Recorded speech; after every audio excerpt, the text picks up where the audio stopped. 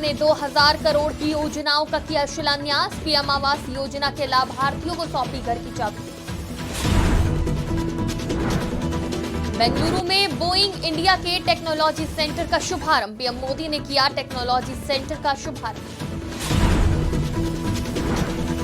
शिलांग में अमित शाह ने की 71वें पूर्ण सत्र की अध्यक्षता। कहा, पीएम के नेतृत्व में पिछले 10 साल पूर्वोत्तर के विकास के लिए महत्वपूर्ण रहे। ईडी ने मनी लॉन्ड्रिंग मामले में लालू प्रसाद और बेटे तेजस्वी यादव को दिया समन। 29 और 30 जनवरी को पेशी का समन। प्राण प्रतिष्ठा के दिन महाराष्ट्र में भी छुट्टी का ऐलान। प्राण प्रतिष्ठा को लेकर महाराष्ट्र सरकार ने की घोषणा। नमस्कार, आज की खबर में आपका स्वागत है। मैं हूं आपके साथ शिखा मेहरोत्रा। शुरुआत करते हैं आज की बड़ी खबरों की।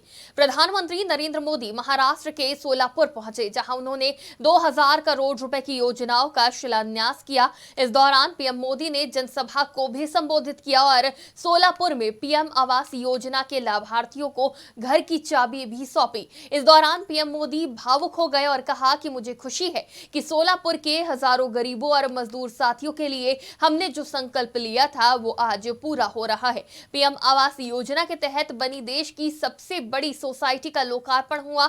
इस दौरान पीएम ने राम मंदिर के उद्घाटन का भी जिक्र किया। पीएम मोदी ने कहा, अपने आराध्य श्री राम के टेंट में दर्शन करने की दशकों पुरानी पीड़ा अब खत्म होने जा रही है। ये समय हम सबके लिए भक्तिभाव का समय है। 22 जनवरी को ऐतिहासिक क्षण है। इस दिन सब लोग पूरे हिंदुस्तान में राम ज्योति जलाएंगे।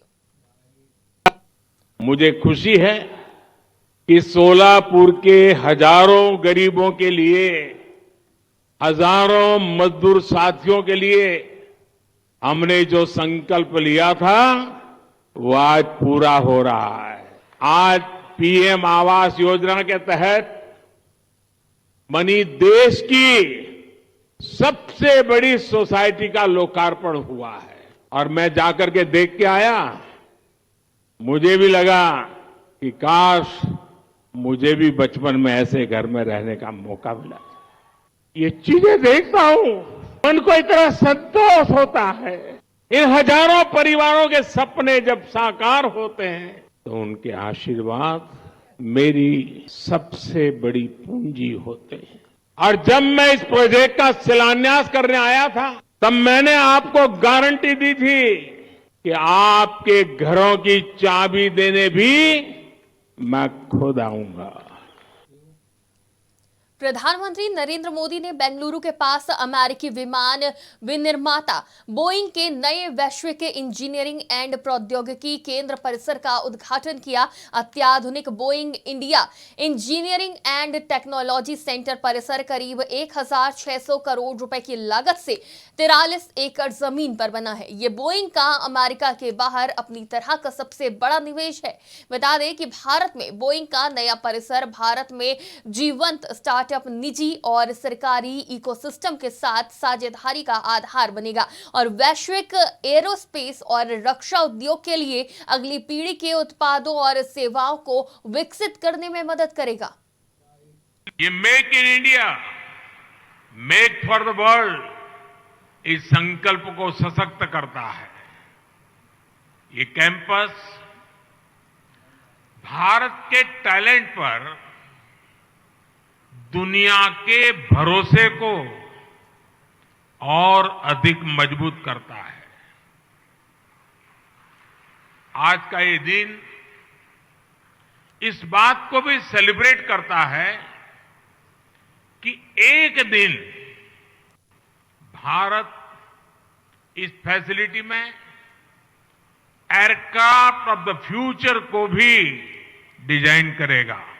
और इसलिए मैं बोइंग की पूरी मैनेजमेंट को, सभी स्टेक होल्डर्स को बहुत बहुत बधाई देता हूं, बहुत बहुत शुभकामनाएं देता हूं। केंद्रीय गृह मंत्री अमित शाह ने शिलांग में उत्तर पूर्वी परिषद के 71वें पूर्ण सत्र की अध्यक्षता की। इस दौरान केंद्रीय गृह मंत्री अमित शाह ने अपने संबोधन में कहा कि प्रधानमंत्री नरेंद्र मोदी के नेतृत्व में पिछले 10 साल आजादी के बाद के 75 वर्षों में पूर्वोत्तर के विकास के लिए सबसे महत्वपूर्ण रहे हैं। उन्होंने कहा कि पीएम मोदी के नेतृत्व में इन 10 वर्षों में बुनियादी ढांचे के निर्माण से न केवल पूर्वोत्तर से दिल्ली और शेष भारत की दूरी कम हुई है, बल्कि दिलों की दूरियां भी कम हुई है। ईडी ने मनी लॉन्ड्रिंग मामले में आरजेडी अध्यक्ष लालू प्रसाद और उनके बेटे उप मुख्यमंत्री तेजस्वी यादव को समन जारी किया है। प्रवर्तन निर्देशालय ने उन्हें इस महीने के अंत में पटना कार्यालय में उपस्थित होने के लिए कहा है। दोनों नेताओं पर जमीन के बदले रेलवे में नौकरी के कथित घोटाले से जुड़ा मनी लॉन्ड्रिंग का आरोप है। बिहार में सियासी उथापुथल के बीच प्रवर्तन निर्देशालय यानी ईडी के अधिकारी लालू प्रसाद यादव के आवास पहुंचे और लालू प्रसाद और उनके बेटे को समन जारी किया। बता दें कि लालू यादव फिलहाल पूर्व मुख्यमंत्री और उनकी पत्नी राबड़ी देवी के साथ 10 सर्कुलर रोड स्थित आवास में रहते हैं।